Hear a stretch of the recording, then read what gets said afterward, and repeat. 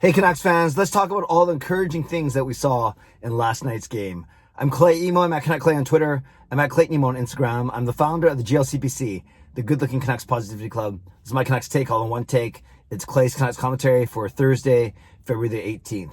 This is where you get Canucks insight that's positive and timely. Give a shout out to my Hall of Fame members, Jens95, simalexander, Just Incredible, and nucksfan number 29. Thank you for your support.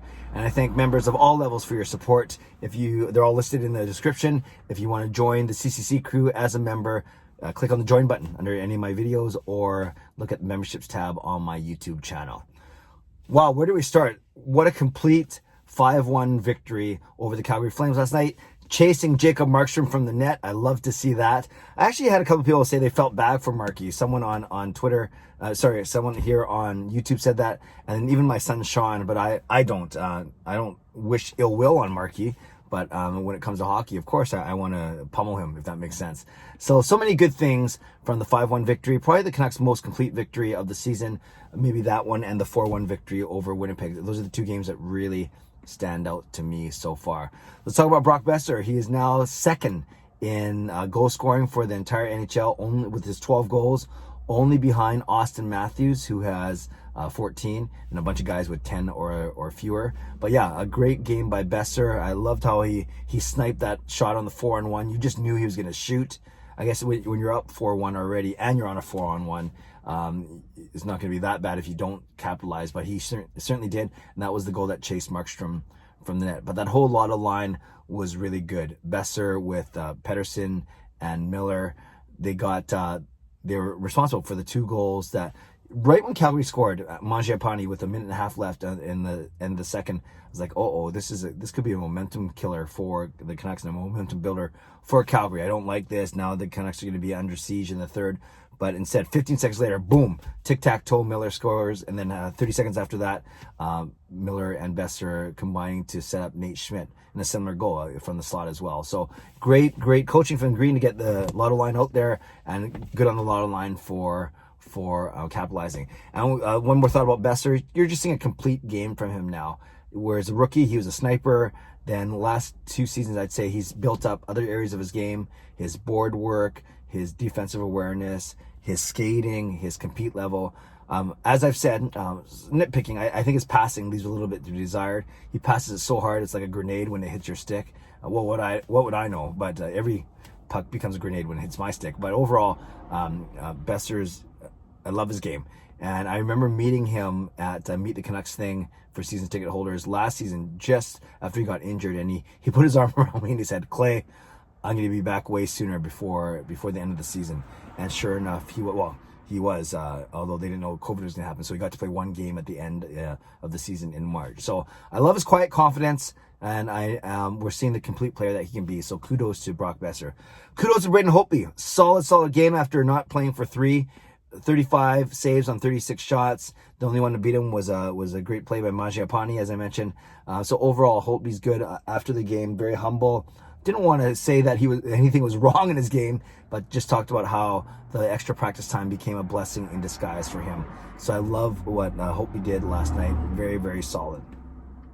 Olli Juolevi, 19 minutes of ice time. Wow, where did that come from? So if the Canucks continue to play like this, I'm not sure if Hamnick gets in anytime soon, but we'll see. It can change day to day depending on who wins, who loses, how well they look. But Juolevi looked great last night, solid, not unfazed. Maybe those 19 minutes were inflated by a couple of bad shifts overall. Him, Myers, Beagle, Eriksson, Virtanen getting pinned once in the first period and once in the second period. But overall, a good game from Juolevi once again. Speaking of another rookie, Nils Hoglander. What can you say? Another 2 points last night, a quiet 2 assists, but there's nothing quiet about his game. He's I've heard him called a bull, a workhorse, a water bug, whatever animal you want to call him. He is being great, and players are noticing, coaches noticing, fans are noticing, opponents are noticing. 9 points now on the season with those 2 assists. In third in league scoring by rookies, just behind Pius Suter, who from the Blackhawks, who I have in a fantasy league, thank goodness, and Josh Norris of Ottawa. And then Hoglander's tied with other really good players like Kaprizov of Minnesota for third place with 9 points in 20 games, which is good, which is really, really good. And yeah, Hoglander, is also a victim of the worst injury so far, at least the nastiest looking injury. Thankfully, that shows how tough he is. He didn't even miss a game.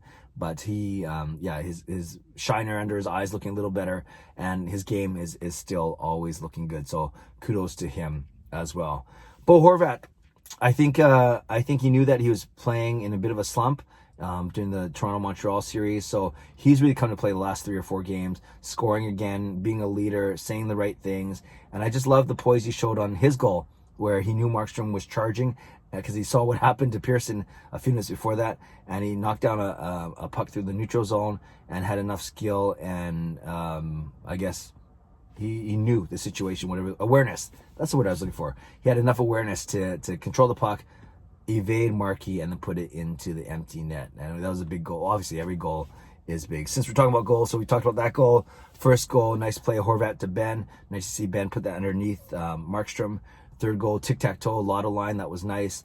Fourth goal was Schmidt, also tic-tac-toe. And then the fifth goal, of course, the Brock Boeser snipe. So overall, a lot of really good things that we saw from the Vancouver Canucks last night.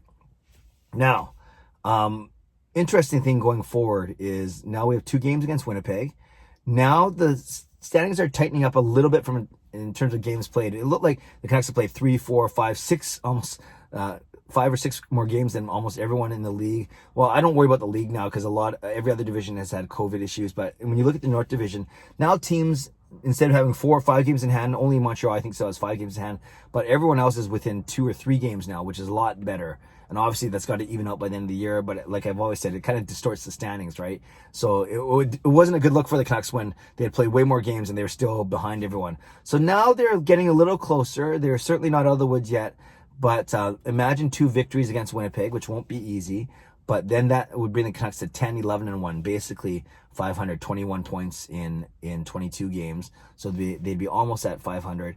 So and then they can talk a little more realistically about fighting and scratching and clawing their way back into the playoff race. And I keep saying, you cheer for Montreal and Toronto because we're not going to catch them. You cheer for Ottawa because you hope they don't catch us.